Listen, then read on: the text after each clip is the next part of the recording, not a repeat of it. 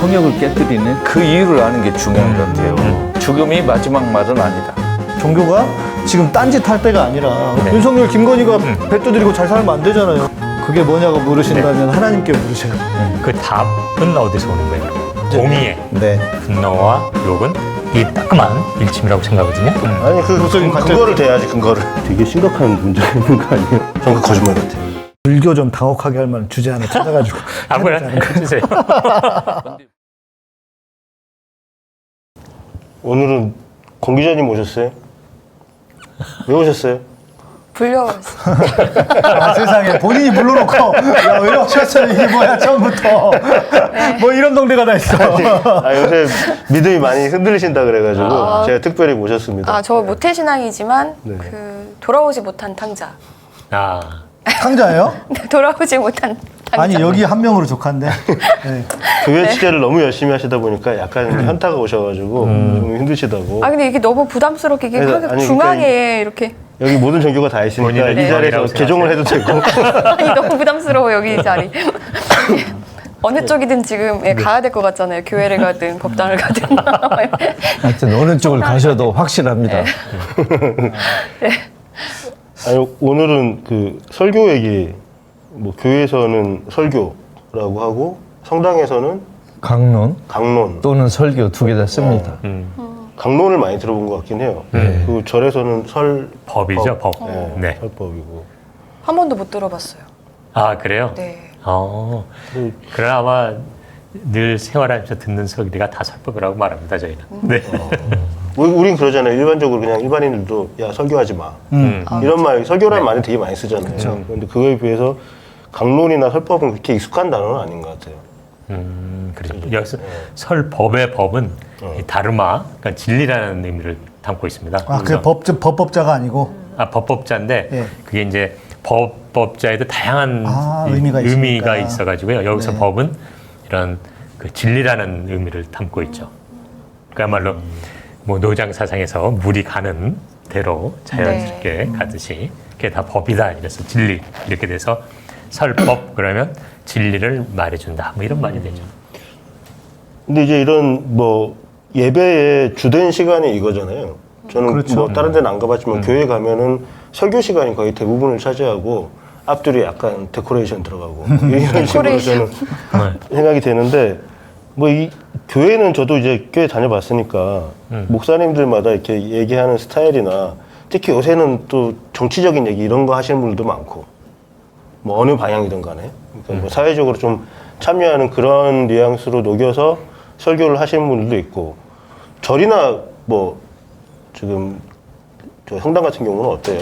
이 말씀하신 내용들이 뭐 어떤 내용들이 그동안에는 사실 그 설교나 설법이나 강론이 힘들지 않았습니다.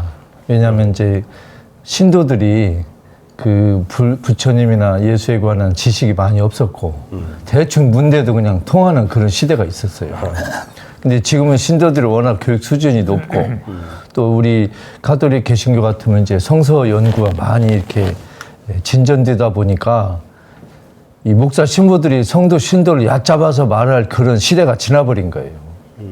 그리고 이제 이 지식도 뭐 유튜브라든가 책이라든가 또 여러 가지를 통해서 많이 전파되다 보니까 옛날에는 목사 신부에게 이제 배웠다면 이제는 채점을 하러 오는 거예요. 이 목사 신부가 제대로 성사를 하는가? 정말 제대로 설명하는가를 마치 이제 그 청문회장에서 국회의원들이 채점하듯이 하니까 이제 목사 신부는 당황하기 시작한 거죠.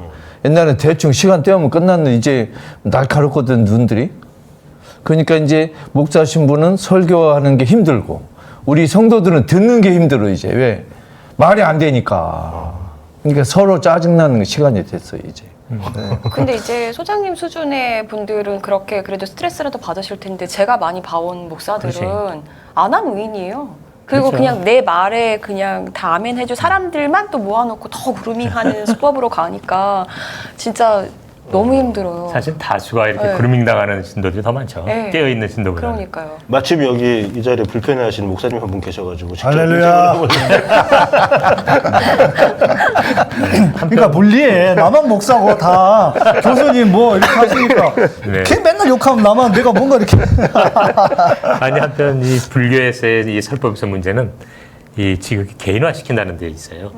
그러니까 사실 이 한국 불교가 대승불교를 말하면서 이런 세상의 고통을 함께 가는 그런 입장인데 실제로 스님들의 이런 이 설법은 굉장히 개인의 어떤 마음의 평화, 뭐 좋은 얘기만 하는 거, 주변에 뭐 이렇게 이 아름다운 얘기 이런 식으로 하다 보면서 공적인 어떤 본래 이 대승불교의 어떤 근본 가르침보다는 그냥 이게 일종의 그루밍이죠. 사회 문제에서 신경 쓰지 마라. 그 뭐 정치 뭐 이런 건 뭐 좋지 않은 걸 일종의 정치 혐오를 일으키고 그리고 개인의 어떤 평화와 안녕이 최고인 양 깨달음의 어떤 가르침이 개인의 어떤 그런 뭐 해탈 뭐 이런 식으로 해가지고 그래서 이제 제가 늘 말하죠. 이게 변태불교다라고 말하는 이유가 이제 초기 시작은 그런 걸로 시작했지만 대승불교로 되면서 이 세상과 함께하는 것이 곧 그 자체가 수행이다라는 가르침이 있는데 그걸 완전히 제거해 놓은 상황이죠. 아니 크게 다르지 않네요. 아니 스님들이 그 조선 시대에 산으로 들어가면서 산에 가 있으니까 뭐 소식도 안 들리고 그냥 아 좋네 산바람 쐬면서 그러다 보니까 그렇게 된 거 아니에요? 아니요. 힐링하러 그때는 천민이었기 때문에 이제 네. 삐질삐질 들어간 거고요. 네. 원래는 이제 고려 때 이럴 때는 이런 시가지나 왕실에 늘 함께하고 있었다가 이제 조선 시대에 천민화되면서 산속으로 쫓겨 들어가고 거기서 그냥 조용히 지냈던 거죠. 그 이제 설교가 지금 실은 제일 심각한 게 제가 볼 때 이제 개신교죠. 개신교인데 그 얘기를 하기 전에 아까 이제 감독님께서 설교가 중심이고 나머지는 다 데코레이션이다 이렇게 하셨잖아요. 이게 이제 그 역사적으로 또 신학적으로 그 이런 이유가 있어요.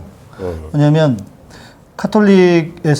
중세 카톨릭에서 종교 개혁을 하면서 말씀 중심 그 모토 중에 하나가 말씀이었거든요. 권위를 성경에 두고 교회 중심에서 말씀 중심으로 옮아오면서 설교가 예배의 중심이 되는 측면도 있고 그러다가 이제 이게 청교도로 오면서 여기서 이제 설교에 대한 중요성. 그래서 설교는 그때 막 2시간도 하고 그랬대요. 설교를. 이제 그런 어떤 흐름과 맥락이 있어요. 그래서 실제로 개신교의 예배와 천주교의 미사를 보면 저는 이제 군목을 했기 때문에 제가 이제 미사를 경험할 기회도 있었고 제가 고등학교 때 마리아회 고등학교 목포에 마리아회 고등학교 목포 좋은데 출신이네요. 음식도 맛있고. 네, 목포는 좋은지 모르겠어요. 그때는 학교가 좋다고 그러지는 않았어요. 아, 네, 예. 그런데 여튼 그러니까 미사는 이렇게 다 예식 순서들이 있잖아요. 일어났다 앉았다도 하고 근데 교회는 비교적 자유로우면서 설교 중심으로 갔는데 그런 어떤 신학적이고 역사적인 이유가 있다. 근데 이제 문제는 그럼 이제 오늘의 이제 이슈가 이거잖아요. 왜 설교가 이 모양이냐. 저는 뭐 가톨릭 성당이나 불교의 어떤 뭐 강론이나 설법은 들어볼 일이 많이 없어서 제가 뭐 거기에 대한 평가를 하기는 좀 그렇고. 근데 목사들의 설교는 진짜 이제 유명한 명언이 하나 있는데 제가 신대원 다닐 때 저희 교수님이 들어오시더니 갑자기 그러는 거예요. 아, 이 목사님들이 개고기를 좋아한대. 그래서 개 잡아먹고 다 개소리만 한다는 거야. 아니 개고기는 원래 가톨릭이 그 소유권이 있는데 그렇습니까? 옛날에 우리나라 조선시대 때 가톨릭 신도들이 박해를 받았잖아요. 그래서 주로 산골로 숨어 살거나 이렇게 했기 때문에 먹을 게 없었어요. 그래서 들에 이렇게 들깨를 그냥 키워놓고 가끔 그 부족한 영양을 보충하고 그래서 개고기는 원래 가톨릭 라인이에요. 아니, 배고픈데 종교가 어디 있어요? 아니 그래도 개신교를 인정하고 싶은데요. 아, 개짜. 아니 이거 못 먹겠는데. 근데 전광훈이 보니까 진짜 개소리 맞대. 통신대도 이런 교수님들이 계시긴 했어요. 그래서 좀 숨통을 튀면서 살긴 했는데 요즘은 모르겠어요. 저는 그때는 좀 궁금한 게 예배 시간에 따로 질문 시간은 없잖아요. 전혀 없죠. 그러니까 이게 예배는 저는 하나님의 말씀에 질문이 어딨어? 설교를 하고 나면 아 저기 질문 시간을 잠깐 갖고 신도들한테 이렇게 그런 시간이 없는데 네. 그러니까 대부분 조용하게 이제 아멘 아니면 할렐루야 하고 그냥 앉아 있잖아요. 네. 절에도 비슷할 것 같아요, 그죠? 그렇죠. 다 대부분 뭐 네, 성당은 비슷합니다. 아예 뭐 꾹 다물고 있어야 되는 것 같고. 그런데 지금 가톨릭에서 변화가 오고 있어요. 예를 들면 독일 같은 데서는 이게 신부님이 이렇게 설교를 강론을 하고 나면 아예 신부님 물어봐요. 혹시 질문 있으십니까? 이해 안 되는 게 있습니까? 반대 의견 있습니까? 이렇게 묻는 데도 있고 남미 같으면 질문을 못 참아요. 신부님 그 엉터리 소리 하지 마시오. 그냥 바로 이렇게 받아쳐요. 그럴수록 그 종교의 그 성직자의 권위가 떨어지는 거 아니에요? 아, 권위가 어디가 있어요? 종교에. 교수님, 종교에 권위가 필요 있습니까? 없죠. 아, 없다 그러시잖아요. 그러니까 아니, 권위는 그러니까 저는 데코레이션이에요. 원래. 이 질문을 드린 게 왜냐면 양목성님 같은 경우는 온라인으로 예배를 보잖아요. 네. 그러니까 사람들이 채팅을 할 수 있어요. 엄청 해요. 그러니까 뭐 말할 때마다 밑에다가 막 이렇게 채팅을 하는데 그거 읽으세요? 그럼요, 당연하죠. 읽고 거기 대답도 해주고 다 해주죠. 그리고 아예 저는 그런 코너가 있어요. 목요일 날은 증문즉답. 애매한 것을 물어보세요. 내가 모든 걸 답을 해줄 수는 없지만 신앙생활하면서 애매한 거 그건 내가 얘기해 줄 수 있다. 남미식이네 약간. 그래서 저는 질문 받고 근데 생각보다 그걸 되게 좋아하십니다. 사람들이. 저는 실은 솔직히 말하면 방송 준비 하나도 안 해요. 왜냐면 무슨 질문 올지 모르니까 그냥 나 속에 있는 이야기 내가 생각하는 얘기만 하는데 제일 편해. 그 시간이 방송하는 게 준비를 할 게 있어. 뭐가 있어. 그런데 성도, 그러니까 우리 시청자분들은 되게 좋아하시는데 이유가 뭐냐 보니까 네. 말씀하신 것처럼 교회는 질문을 안 받아줘. 그러니까. 근데 이런 게 없는 거예요, 교회 안에. 그러니까 그거를 또 그런 것 때문에도 좋아하시는 것 같기도 하더라고요. 내용도 내용이지만. 쌍방향으로 서로 인터랙션을 네. 가능한 거니까. 예배 끝나고도 저희는 네. 질문하실 분들 질문하십시오 하고 예배 마치고 바로 안 끝내거든요. 다 이제 뭐 오늘 예배에 대한 이야기, 설교에 대한 이야기, 주로 뭐 좋은 얘기들 많이 하긴 하는데 그 질문하라고 저는 일부러 얘기해요. 질문이 질문하시라고. 중요하죠. 좋은 질문 많이 들어와야 되는데. 예. 네. 설교에 대한 질문. 제가 수년에 가끔 이제 그 이렇게 강의를 초대받아 갔었는데 수녀님들의 말문을 좀 트고 싶었어요, 저는. 왜냐하면 질문이 얼마나 많겠어요? 그런데 같이 이제 이렇게 수녀님들이 앉아 계시니까 누가 어떤 질문을 하고 서로 의식할 수도 있잖아요. 그것도 질문의 내용에 대해서 뭐 저런 그치. 쓰잘데기 없는 질문해라 할 수도 있고 누가 어떤 질문하는 걸 누가 또 기억할 수도 있잖아요. 그래서 이분들이 질문할 수 있는 그 이런 공간을 좀 줘야 되겠다 싶어서 수업 시간에 질문하라고 안 하고 맨 뒤에 휴식 시간에 쪽지를 갖다 놓을 테니까 알아서 씁시오. 그다음에 질문하는 분 수녀님 이름은 쓰지 말라고 그랬어요. 그런 거 해도 되는데 우리 토크쇼 같은 거 할 때 네. 들어갈 때 그 포스트잇에다가 네, 질문지 네, 써가지고 붙여놓으면 떼서 읽잖아요. 네네. 그런 거 해도 되고. 그것도 있고 요즘은 온라인으로도 네. 가능한 게 있습니다. 그 주소를 주잖아요. 네. 그럼 내가 익명으로 네. 그 안에 있는 사람들이 다 질문을 할 수가 있어요. 그런 프로그램도 있어요. 괜찮네. 네, 강의할 때. 그럼 네. 목사가 거기에 대해서 답을 해주는 거예요. 그렇죠. 그렇게 하는 프로그램도 있어요. 이제 우리가 제가 수련회를 한번 해본 적이 있어요. 직장인 청년들 대상으로 도심 수련회에서 한번 해왔는데 그거 하니까 좋더라고요. 왜냐하면 손 들고 질문 잘 못하잖아요. 그렇지. 우리 문화는. 우리 또 그렇죠. 그게 안 되는데 이제 익명으로 무슨 질문이든 하세요 하니까 익명이니까 다 질문을 해요. 그러니까 결국 여기 계신 분들은 주로 질문을 받네요. 저는 하면서 질문하는데 계속.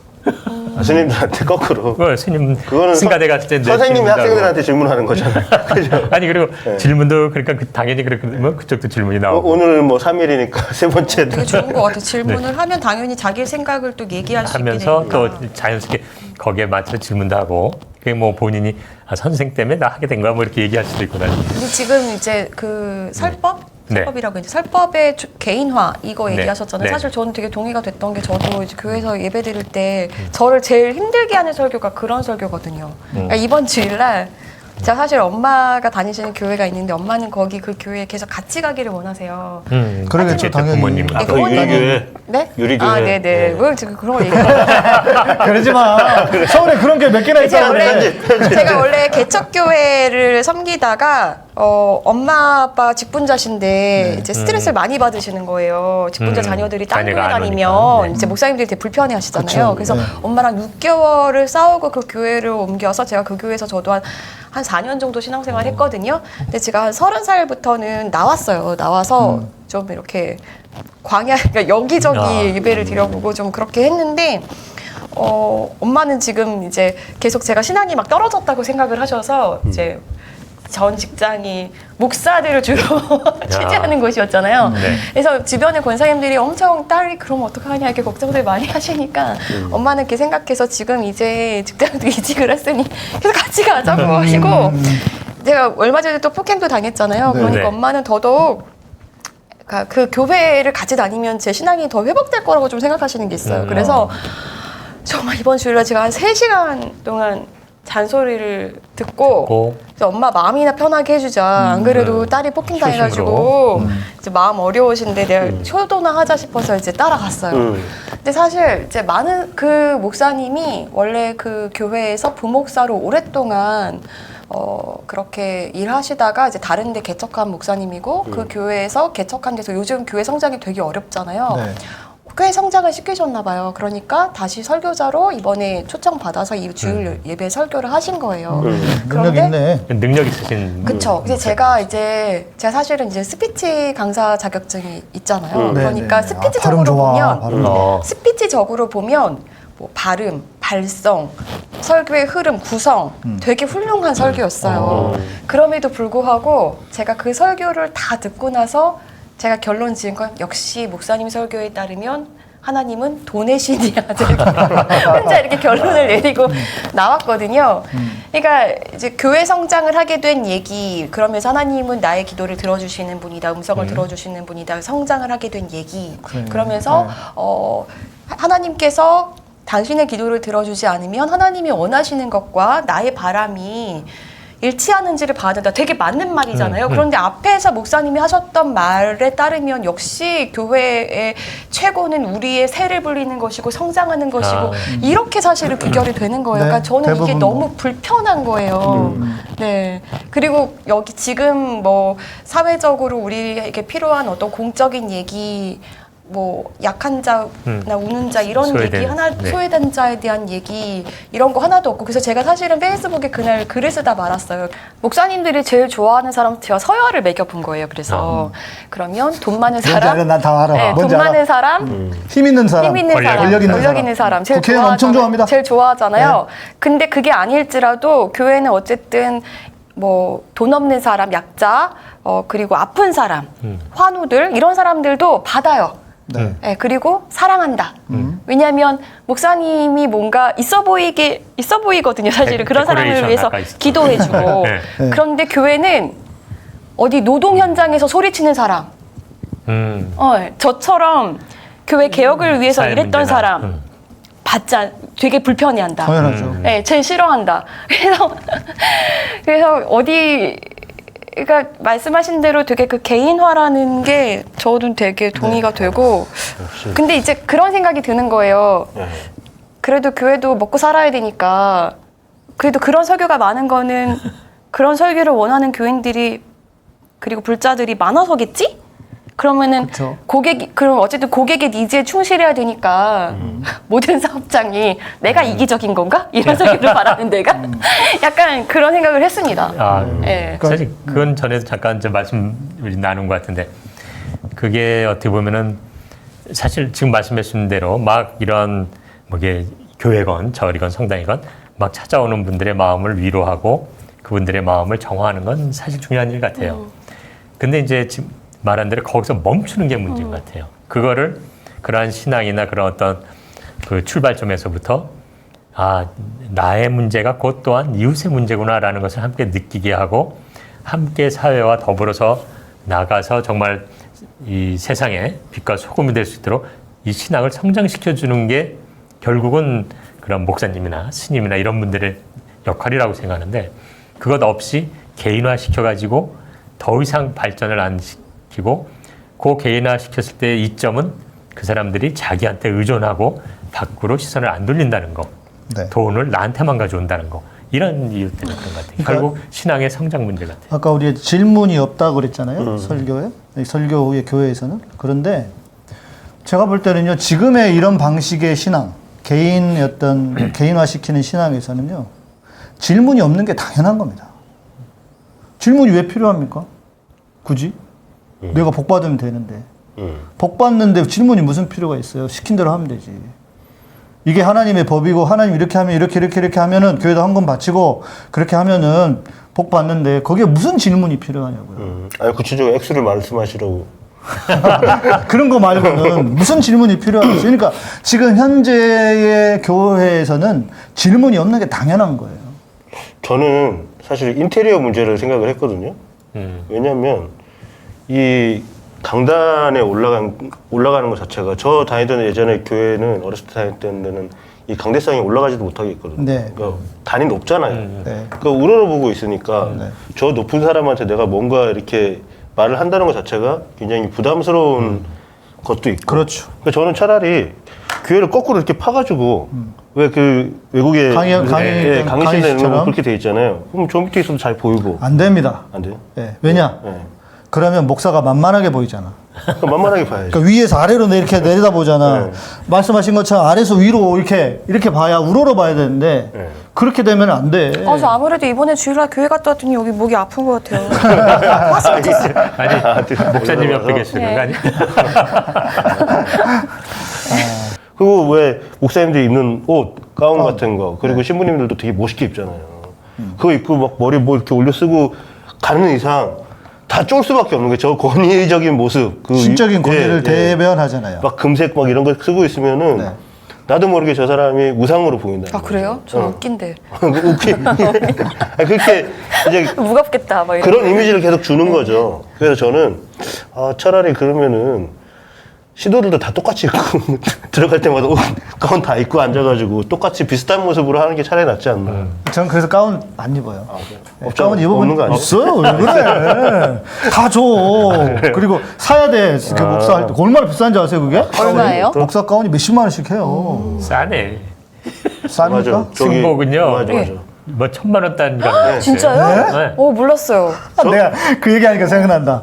제가 그 기독교 그 성구사라고 있습니다. 이제 기독교 관련한 성구. 아, 성구. 성구. 성구. 그러니까 거룩한 성물이 다른. 성물 뭐 이런 거 가서 제가 무슨 얘기 하다가 제가 이거 좀 깎아주면 안 돼요? 그랬더니 목사님 성물을 깎아? 이러는 거야. 헌금도 좀 깎아주세요.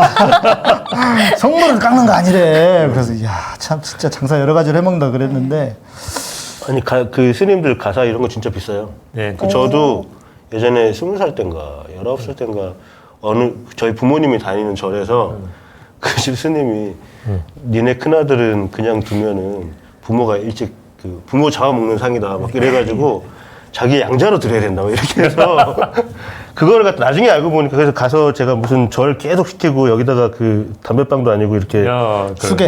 이거 뜨는 거 있잖아요. 수계. 그거 받고 왔는데 나중에 알고 보니까 그때 당시가 지금 한 20년 넘었죠. 30년 전인데 그때 그 승복을 돈 1,000만 원짜리를 가사를 맞춰드렸다고 그러더라고요. 그거 하려고. 1,000만 원. 아니 근데 왜 그 1,000만 원? 그러면 스님 되려면 그거 개인적으로 해야 돼요? 뭐 그때는 처음에는 이제 은사 스님 자기가 출가할 때 자기를 받아준 은사 스님이 뭐 그 정도는 해주죠. 돈 없으면 스님도 못 하는 그런데 거야. 그것도 품질이 다양한 거예요. 근데 1,000만 원짜리 이런 거는 진짜 이렇게 정성을 나타내는 이런 네. 거고 또 뭐 몇백짜리도 있고. 아니, 막 그걸 이제 하는 업체가 많지 않을 거 아니에요. 약간 뭐 독과점 아닙니까? 너무 비싸게 받아보는 독과점. 그렇죠. 그렇죠. 그런 그러니까 거예요. 이게 네. 마치 뭐 천조가리가 왜 이렇게 비싸? 아니 강남에 이제 이런 뭐 브랜드 명품이 막 값이 올라도 다 사는 것처럼 블루오션인가 거기가? 해야지 내가. 거기도 독점이라서 독점. 그러면 네. 이제 거기 가서 그 돈 비싼 데 그걸 사는 것처럼 네. 이런 데도 이제 그런 고급 가사를 만드는 몇 군데 정해져 있는 거죠. 네. 그래서 거기서 해야 또 있는 게 극세사로 뭐 이렇게 만드는 그런 승복을 입고 하는 것 자체가 자기 소유를 줄이려고 하는 거로 저는 생각을 하는데 그렇죠. 그걸 그렇게 또 그리고 저는 무슨 느낌이 드냐면 군대에서 왜 자기들끼리 여기 줄 잡고 막 이런 빳빳하게. 네. 딱 그런 바로 딱 그거예요. 그러니까 원래 이 승복은 네. 이 부처님 당시 정말 니들은 가장 낮은 곳에서 살아라 이 맥락으로 그리고 또 표시하기 위해서 머리도 깎고 여무이 그러니까 이렇게 진짜 별 눈에 띄지도 않는 쉽게 말하면 회색이나 뭐 이런 식으로 하라고 그런 거거든요. 근데 요즘 가르치는 거 보면은 이 승가대학이나 이런 데 절에서 보면 야 너가 이 승려는 대단한 거니까 위의 그러니까 이제 권위를 세우기 위해서라도 쫙 항상 풀맥인 거 이런 거 꼭 입고 다녀라 막 이렇게 가르쳐요. 그 중단이 다 자기네들 돈 벌려 그러는 걸 거 아니에요. 그렇죠, 그렇죠. 네. 지들 아까 방금 말한 대로 권위를 세워서 네. 이제 꼼짝 못하게, 그러니까 말 못하게 누르려고. 뭐 사법부 판사들이 다 그 온주민들 다 마찬가지잖아요. 교회나 절이나 성당의 건축학적 구조, 네. 또 그 목사 스님 신부들이 입는 그 의복, 쓰는 언어, 이 모든 것이 기초가 뭐냐면 너희 개돼지하고 우리는 다르다 그거예요. 그렇지. 그걸 자꾸 재확인하고 강조하고 주입시키는 거예요. 그러니까 지금 교회, 성당, 절은 민주주의하고 너무 거리가 먼 체제예요. 네. 그렇죠. 현대하고 전혀 어울리지 않는 체제예요. 이걸 강화하는 거예요. 그 그리스도교 개혁 이후로 설교가 예배에 아주 중요한 지점이 됐어요. 그래서 목사님들 어떤 부담이 있냐면 설교를 잘하지 않으면 나는 죽는다 이거예요. 성공 못하고. 가톨릭은 미사라는 예식이 더 중요하다 보니까 설교를 아무렇게나 해도 우습게 해도 그냥 신도들이 별로 의식을 못하는 그런 시대가 오래 지속됐어요. 근데 지금 현대인들은 그게 아니잖아요.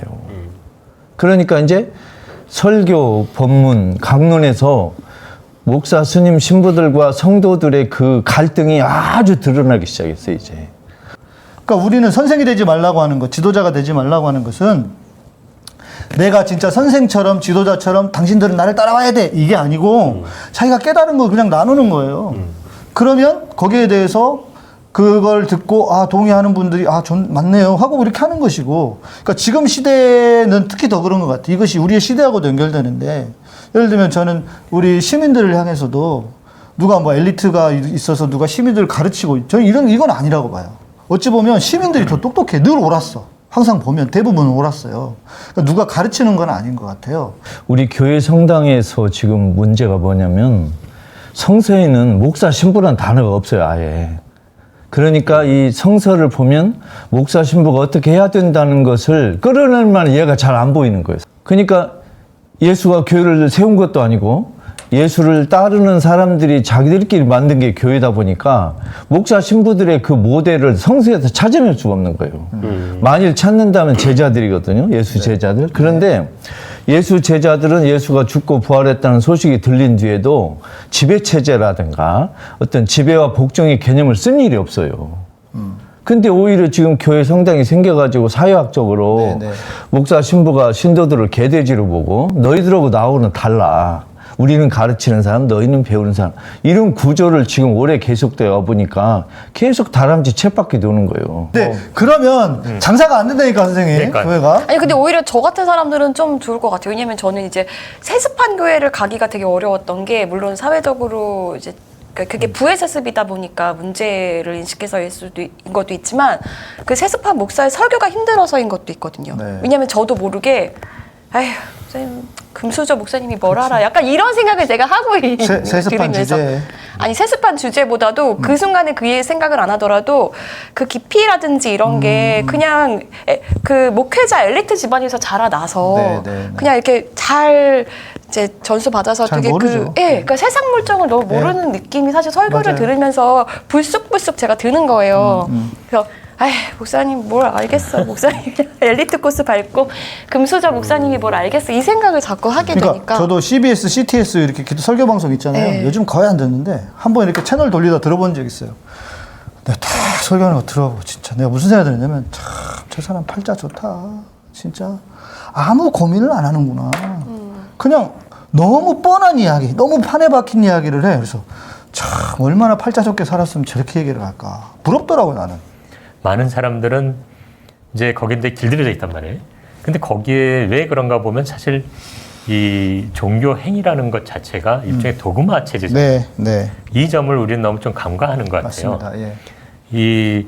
그러니까 이 도그마 체제가 있다 보니까 그것을 잘 전달하고자 하는 자들의 어떤 좋은 뜻은 점차 시간을 지나면서 이런 체제가 돼버린 거거든요. 그렇죠. 내용은 사라져버리고 그렇죠. 형식만 남고. 그러니까 이거를 뭐 중이건 뭐 목사건 뭐 신부님이건 우리랑 똑같다라고 해버리게 되면 사실은 저는 그게 가장 바람직하다고 생각하는데, 종교를 해체시켜야 돼요. 그렇죠. 해체주의. 종교를 거부해야 돼요. 예. 그러니까 이게 지금 말한 여기 종교는 지금 이 근대적인 이 종교 형태들. 우리 선생님이 평신도 신학자라서 그러신 것 같아요. 아니, 그러니까 목사님, 우리 목사님, 교수님 잘 말씀하셨지만 이런 교회 성당절은 없어져야 돼요. 그렇죠. 그리고 정말 예수와 우리 부처님이 말씀하고 행동한 걸 따라가는 그런 교회가 새로 나와야 돼요. 이제는 그런 사람들은 삶으로 실천하는 모습을 함께하는 형태로 보여주지 않는 한 그냥 무슨 뭐 전문지를 얘기해봤자 지금 뭐 인터넷으로 전혀 아, 그런데 말입니다. 네. 제가 그걸 해본 사람으로서 안 돼요? 어? 안 돼? 안 돼. 아니, 저 금방 저는 소장님하고 교수님 말씀하신 거 듣고 하나 깨달았어요. 이 기독교는 예수가 만들었는데 그래서 멀쩡할 수 있는데 교회는 사람이 만들어. 그렇죠. 사람이 만든 거다 보니까 이게 엉망진창인 거예요. 아니 교회도 예수님 만들고 갔으면 좋았을 텐데. 그러니까 이제 야너 목사하고 이런 게 있죠. 찍어주고 갔어야 되는데. 신학적으로 네. 이 땅에 완벽한 교회가 있는가? 불가능하다. 이건 그건 이제 대전제예요. 이제 그럼에도 지금 이제 우리 교수님이나 또 선생님 말씀해 주시는 것처럼 저도 해보려고 제가 또 말만 하면 안 되니까 제가 해보려고 말 그대로 진짜 민주적인 교회 혹은 그런 교회를 해보려고 하는데 거기서 생기는 문제가 또 있어요. 뭐냐면 리더만 중요한 게 아니고 소위 말하는 팔로워들도 중요해요. 그렇죠. 교인들이 함께하는 거죠. 이 교인들의 어떤 예를 들면 이거예요. 제가 아이 목사가 그런 게 어디 있어요? 그냥 다 똑같은. 저도 그렇게 생각해요. 진짜 그 중에 원 오브 댐이라고 생각을 하는데 그러면 교인들이 진짜 그렇게 생각해요. 그래서 나를 우습게 알아. 어떤 경우는. 아니, 우습게 알면 어때요? 난 원래 우습게 아는 사람들이 예수 따르는 사람들 아닌가?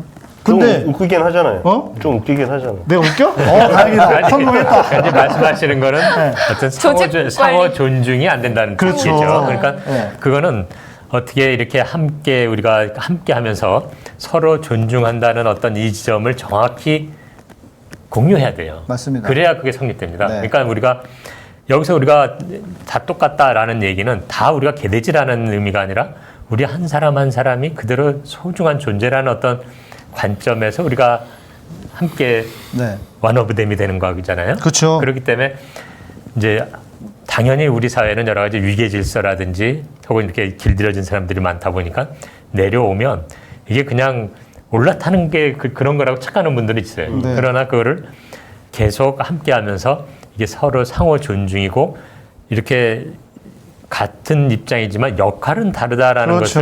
것을 명확히 해주면 그런 모임을 가질 수 있는 것 같습니다. 서로를 높이고, 그러니까 저는 그러니까 제가 그런 걸 한번 경험하고 나니까 좀 이게 이런 거 있잖아요. 한국 교회, 그러니까 전 몇 가지 단계를 거쳐왔는데 어찌 보면 그럼에도 저는 포기는 안 되더라고요. 무슨 말이냐면 옳은 걸 해야지. 내가 다른 목사들처럼 폼 잡으면서 성도들을 내 아래에 있는 사람들처럼 난 그건 못 받아들이겠다. 여전히 그런 생각은 있어요. 그런데도 한때는 본전 생각이 나요. 아이씨 목사들이 폼 잡으면 말 잘 듣잖아 교인들이. 너 저 돈도 주고. 궁금한 거 하나 생겼어요. 네. 그 교회하고 절하고 성당하고 교회는 제가 계속 주장하는 건 자영업이기 때문에 어쨌든 간에 그 신학대학교에서 1등을 하든 꼴찌를 하든 목사 안수 받으면 되는 거죠. 그러면은 이 사람들이 각각의 얘기를 그 설교라는 건 이 자기가 강의를 하는 거잖아요, 일종의. 네. 그죠? 그러면 네. 이 사람 강의 질이 다 다를 거 아니에요. 당연하죠. 다르죠. 교회는 그런 거 알겠어요, 확실하게.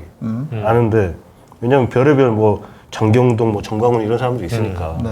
자기 공부 못했다는 것도 자랑도 하고 이런 사람들이니까 그건 이해가 그 가는데. 장경동이 정광훈한테 가서 배웠어요. 아 그런 거였어요? 진짜로? 오래전에. 전 그렇게 알고 있어요. 그렇게 그런 거예요? 그렇게 증언해 주신 분들이 어쩐지 계세요. 굉장히 비슷하다 했더니 장경동이 정광한테 뭘 배웠다는 거죠? 설교 하는 법. 근데 신부님들은 일단 그 학교 과정이 길고 신학교 과정이 굉장히 길고 어렵다라고 저는 그렇지도 않아요. 예를 들면 신부되는 과정에 들어가는 그 기간이 뭐 학부 4년, 대학원 2년 정도고 군대는 빼고 네. 그러면 우리 개신교 목사님들 우리 대학원 강조하고 3년이에요. 큰 별로 차이도 없고 저 대해서 3년 공부. 또 학력도 별로 차이도 없고 아니 근데 그 성당은 그래도 프랜차이즈잖아요. 프랜차이즈이긴 하지만 이제 문제가 개신교는 A급 목사도 있고 F 학점도 있어요. 천주교는 A학 점도고 F도 없어. 다 CD예요. 그래서 편견이 있다는 얘기네. 그러니까 이제 이 우리 어마어마하네. 가톨릭의 문제는 뛰어난 사람이 없다는 게 문제예요. 일단은 너무 졸려요. 꼴통도 없고. 근데 우리 개신교는 꼴통도 많지만 뛰어난 사람이 많아요. 그러니까 꼴통들을 보면 개신교 내일 모레 무너질 것 같고, 그 A급 목사를 보면 아 개신교가 제일 희망이 있다 이렇게 보이는 거예요, 자꾸. 악플이 막 예상되고 있다 지금. 근데 문제는 이제 뭐 F도 좋고 C도 좋고 D도 좋은데 목사 신부할 사람이 없어요 이제.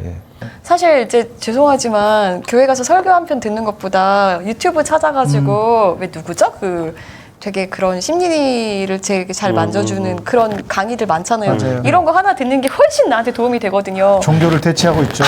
그래서 그냥 나는 낚여줬을 봐라. 아 그렇죠. 그런 말씀이시죠? 네. 그러기도 한데 아 그냥 교회나 이런 데서 뭐 꼭 설교를 해야 돼? 이런 생각을 좀 사실 요즘 해요. 근데 이제 앞으로는 그 품질 때문에 예를 들면 어느 목사가 마이크를 잡으면 마이크를 뺏어버리거나 전원을 끄거나 하는 사태도 나올 거고 내려와 이럴 수도 있을 거고 이제 설교를 하는 유능한 그 평신도 우리 성도 한국 중에 교인들은 촛불 시민이 아니야.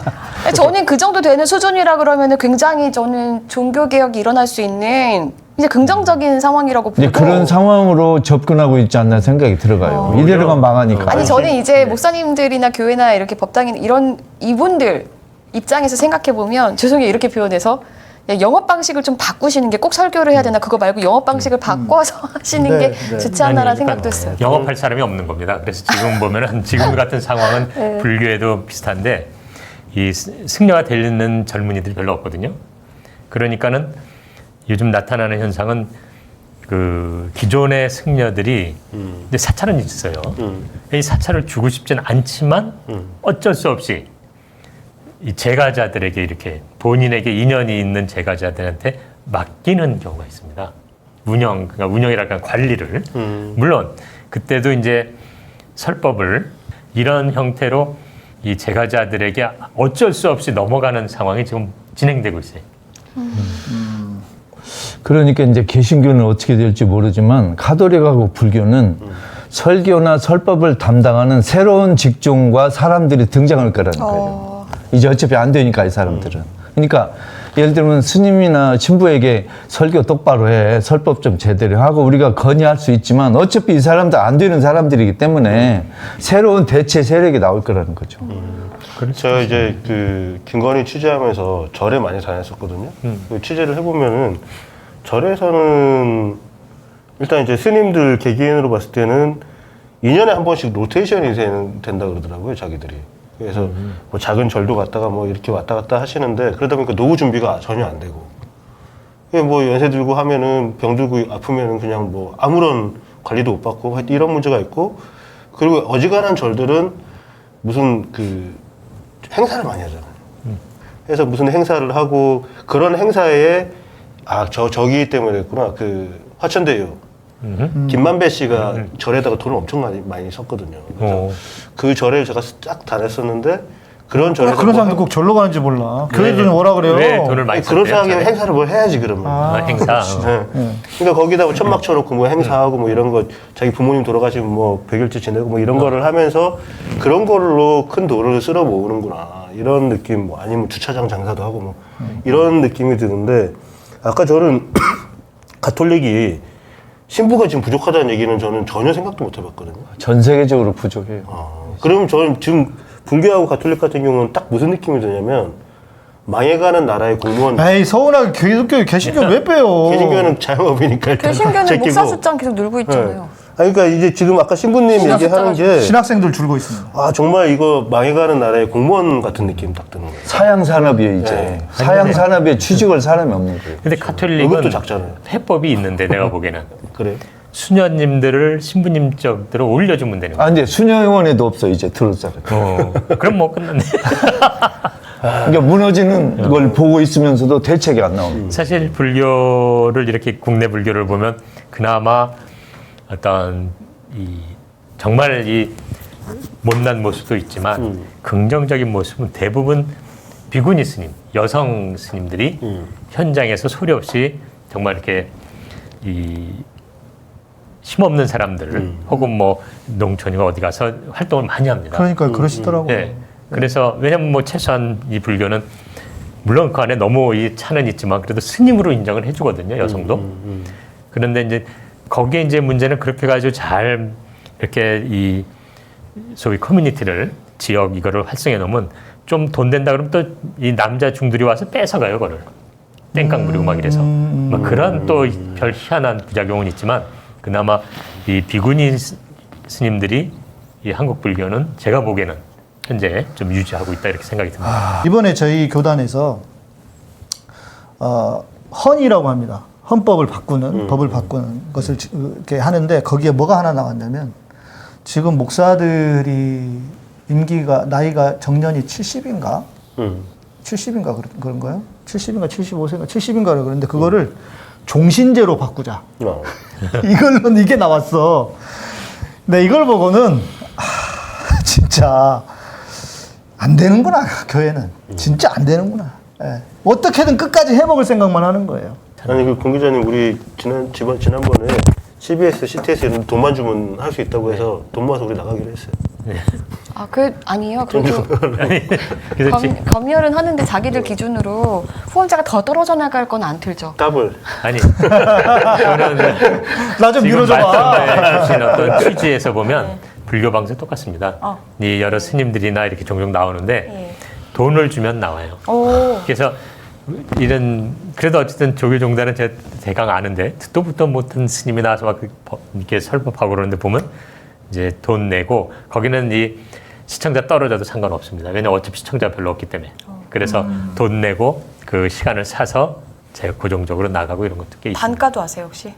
제가 이제 확인하려면 확인할 수 있습니다. 네. 개신교랑 누가 더 많이 내나요? 불교하고 개신교 방송에서 돈을 받고 설교를 송출하고 이런다는 소식을 저는 얼마 전에 알긴 알았지만 굉장히 충격을 받았어요. 뭐가 충격을 받았냐면 그 방송국 운영하는 놈들 어떤 놈들이냐 이게 대체. 자기들도 할 말 있겠죠. 교회 운영하려면 돈 들고 하는 거 아니냐. 우리도 방송국 운영하려면 그렇죠. 돈이 필요하고. 자본주의 사회에서. 그리고 근데 거기 의존도가 너무 큰 거죠. 그러니까. 그렇죠. 예. 그러니까 뭐 거기 이사회나 이런 게 다 있는데 그 자리로도 매 지들이 싸워요. 또 이게 권력입니다. 어떤 라인 누가 들어가느냐. 그리고 그렇게 하면서 야 이게 불교를 이걸 널리 알리는데 너무 소중하잖아. 뭐 그거에 대해서 이의를 말할 수는 없어요. 그러니까 돈이 필요해. 근데 우린 광고가 안 붙고 잘 그러니까 우리가 지원해야 돼. 종단에서 돈을 줍니다. 그리고 그러면서도 이 적자일 경우는 그런 거를 다 메꾸는 거죠. 종단이 그 방송 모든 걸 다 또 할 수는 없으니까. 또 그것도 힘 있는 권승들이 이제 후원을 하고 그들이 총무원에 또 자리 잡고 이렇게. 아니 이게 저는 그러니까 극동방송 예전에 취재하면서 되게 놀라웠던 게 요즘 같은 때 방송사를 이렇게 세우는 게 쉽지 않은데 이렇게 극동방송은 지사를 세울수록 돈을 번다는 거예요. 그 이유가 그 설교 때문에. 그래서 실제로 저희가 한번 그 목사님 한 분 섭외해가지고 한번 설교 송출 가능한지 이런 걸 이렇게 해보게 했어요. 네. 줄 서 있더라고요. 우리도 하면 안 될까? 네. 돈 벌려면 그렇게 하시면 돼요. 아니 그게 마이너들도 있습니다. 그게 극동방송만 그러는 게 아니고 또 뭐 다른 그 방송들 그러니까 유튜브는 아니었고 그 전에 그 설교를 하는 방송인데 그 돈 받고 또 그것도 올려줘요. 단가가 다르겠네, 그 대신. 그렇죠. 거기 단가가 데가 훨씬 다른 데가. 낮죠. 그러니까 이게 그런 방식으로 홍보의 수단으로 생각하는 거예요. 우리 김구 선생님 모셔서 제가 신약 공부를 하고 있거든요. 우리 찍먹 신약이라고 해요. 찍어 먹기라도 해보자 하는 그런 의미로 찍먹 신약이라고 제목을 만들어서 하는데 저는 선생님하고 방송하면서 너무 많이 배우고 있어요. 신약에 대해서. 특히 예수님 시대 이후에 내가 진짜 궁금하고 알고 싶어서 전 지난주에 방송 진짜 감동이었어요. 와, 우리 김군 선생님 이 정도 돼가시구나. 깜짝 큰 소리로 얘기 잘 안 들어요. 진짜 그랬는데 자.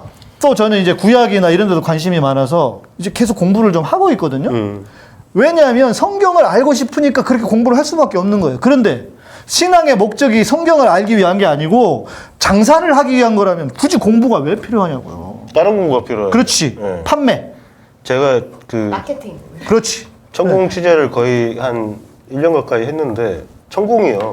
유튜브 하잖아요. 그 마케팅 전문가를 2017년도인가에 만났어요. 우리나라의 탑 티어에 들어가는 마케팅 전문가를 만나서 그 사람한테 배워서 유튜브를 하는 게 좋겠다라고 해서 그때부터 유튜브를 시작한 거예요. 천국이 그만큼 영향력이 있어진 게 그 사람이 코칭을 다 했어요. 이거 굉장히 고급 정보거든요. 왜냐하면 그 마케팅 정보가 굉장히 유명한 사람이기 때문에. 그러겠네. 이런 노력을 하는데 이런 그렇지. 차이비도 예. 네 당신의 삶에서 이 성경이건 뭐 불경의 한 구절이라도 당신 것으로 해서 당신의 삶의 변화를 가져왔습니까? 라는 지점으로 접근하기보다는 뭐 불교 같은 건 깨달음을 굉장히 신비화해가지고 상품으로 팔고 네. 이런 식이 되니까 뭐 가서 저 뭐 저렇게 전문가는 저런 얘기 하지 뭐 그래 깨달아야 될 텐데 난 왜 이러지 막 이러면서 옳으냐 그르냐로 딱 칼로 딱 재면 사실 죄인 아닌 놈이 어디 있어요 여기서. 그렇죠. 네. 잘못 안 할 수 있는 놈이 있다면 그건 허구죠. 종교가 팔아먹기 제일 좋은 지점이죠. 그렇죠. 그러니까 딱 너는 죄인이야.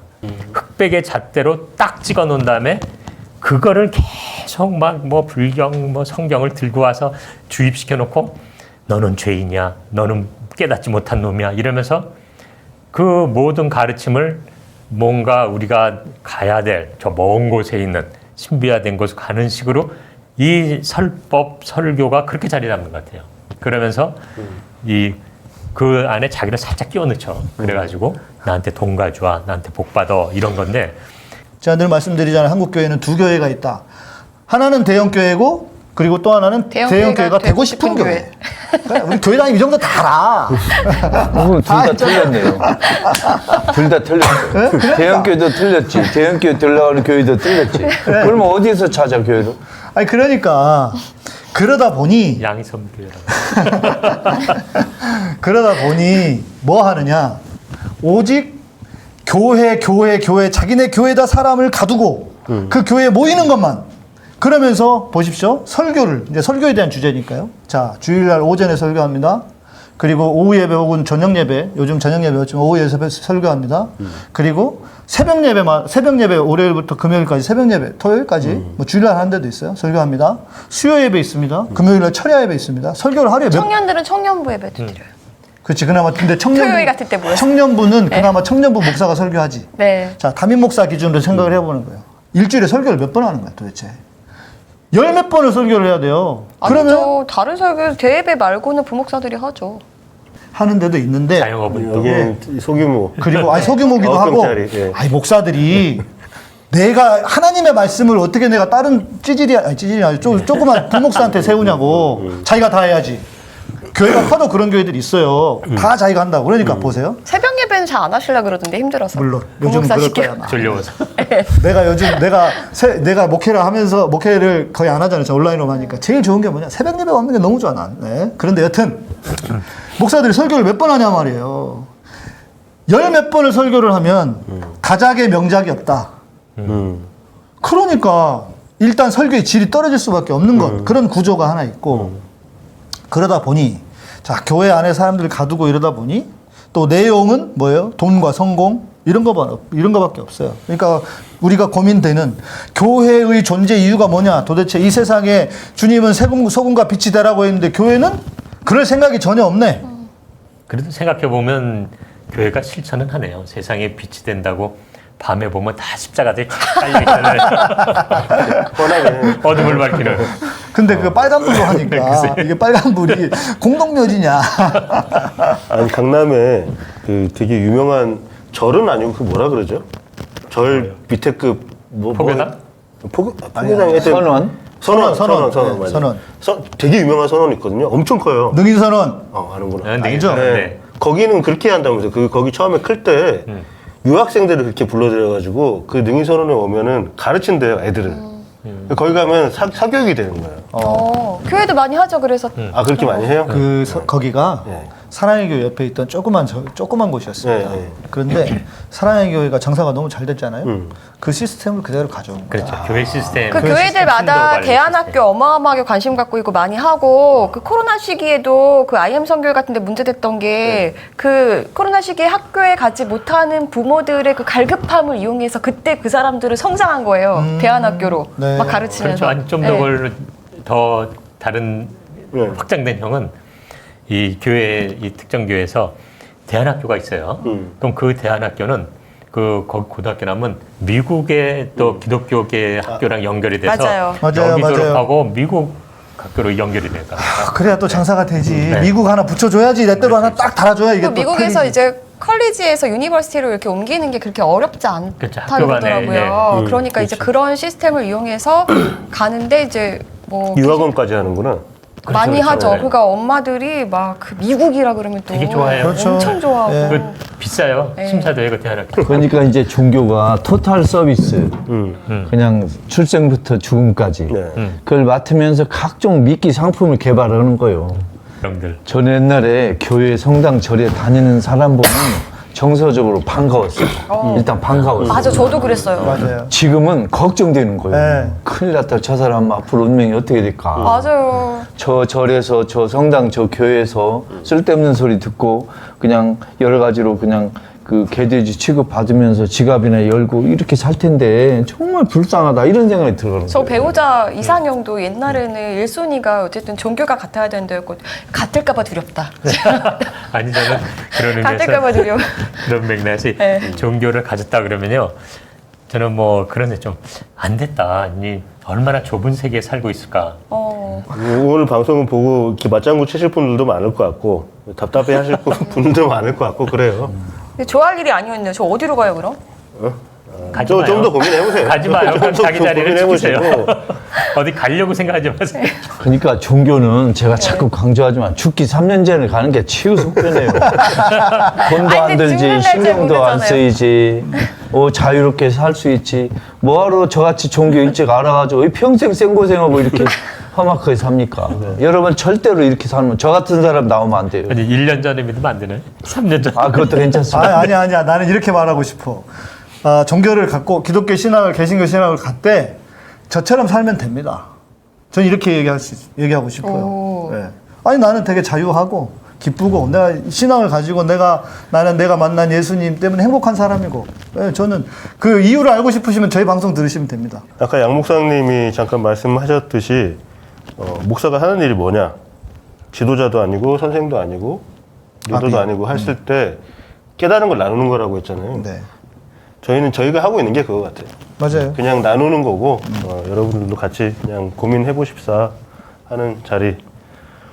요거는 여기까지 네. 네. 끝. 감사합니다. 감사합니다. 늘 시작과 끝을 이렇게 하는군요. 네.